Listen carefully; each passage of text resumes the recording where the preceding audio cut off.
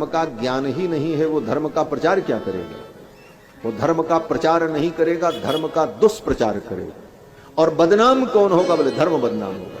इसलिए पहले धर्म का ज्ञान कर लो, तब धर्म का प्रचार करो। धर्म का प्रचार करने के लिए धर्म के ज्ञान की आवश्यकता। वेद व्यास जी भागवत में लिखते हैं, कलयुग में यही होगा। धर्मम वक्ष्यन्त्यधर्मज्ञाः। धर्म की व्याख्या कौन करेंगे? बोले अधर्मी लोग, जिनको धर्म का ज्ञान ही नहीं। अधिरुह्य उत्तम आसनम, और उत्तम आसन पर उत्तम पदों पर बैठे। इससे धर्म की और बहुत बड़ी ग्लानि होगी आने वाले समय में। अब तो तथाकथित नेता लोग तय करेंगे कि रामायण में कौन चौपाई रहेगी, कौन नहीं रहेगी। इन मूर्खों के तय करने पर तय होगा धर्म। अरे वो धर्म है तब तुम हो, अन्यथा तुम्हारी भी सत्ता न होती। बंधुओं, समय आएगा, समय सबको जवाब देता है। और ऐसी ओछी राजनीति व्यक्ति को नहीं करनी चाहिए। और जो कुछ समाज में विषमता पैदा हुई, उसके कारण यही लोग हैं, धर्मशास्त्र कारण नहीं। रामायण में तो चौपाई सैकड़ों वर्षों से, उसके पहले से और ग्रंथों में भी बहुत कुछ है। वो तो शायद एक ही चौपाई पढ़े हो, हम उनको 100-200 प्रमाण और दे सकते हैं। लेकिन ऐसी ओछी राजनीति नहीं थी।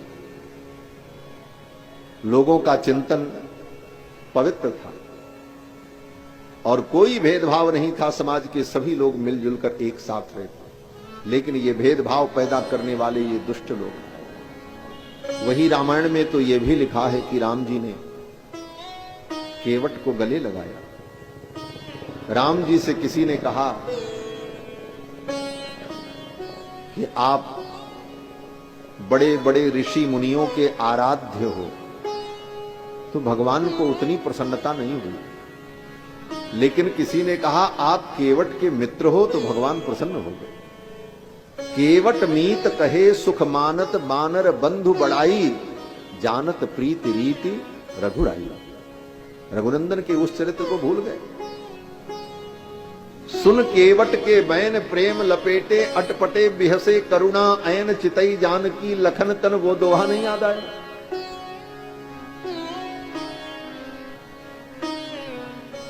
वो चौपाई याद नहीं आई कि चित्त टूट जाते समय गुरुदेव वशिष्ठ ने निषाद राज गुह को अपने गले से लिपटा लिया। महर्षि वशिष्ठ ब्रह्मा के पुत्र।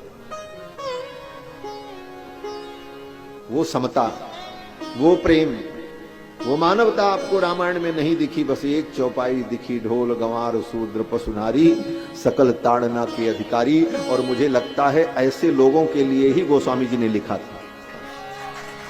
ऐसे ही लोगों के लिए लिखा था।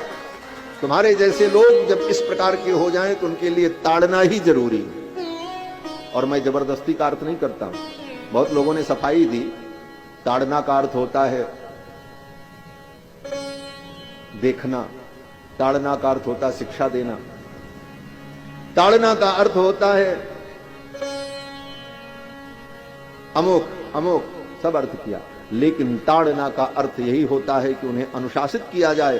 अगर अनुशासन में न रहे तो उनको दंडित किया जाए। ताड़ना का यही अर्थ है, और यही अर्थ है, इसमें कोई आपत्ति नहीं। और ये उसी के लिए, ऐसे लोगों के लिए, सबके लिए नहीं। कोई पशु अगर अनुशासन में नहीं रहता है तो उसका ताड़न करना पड़ता है। कोई नारी अगर स्वयं अनुशासन में है, अपने चरित्र में है, अपने आचरण में है, तो वो क्यों कोई मारेगा? कोई पागल है क्या? लेकिन जब वो अनुशासनहीन हो जाए, उच्छृंखल हो जाए, तो वो ताड़न के अधिकारी हो जाए। उसी प्रकार कोई भी पुरुष, गंवार हो, चतुर्थ वर्ण हो, कोई भी हो, यहां तक कि ब्राह्मण ही क्यों न हो, हर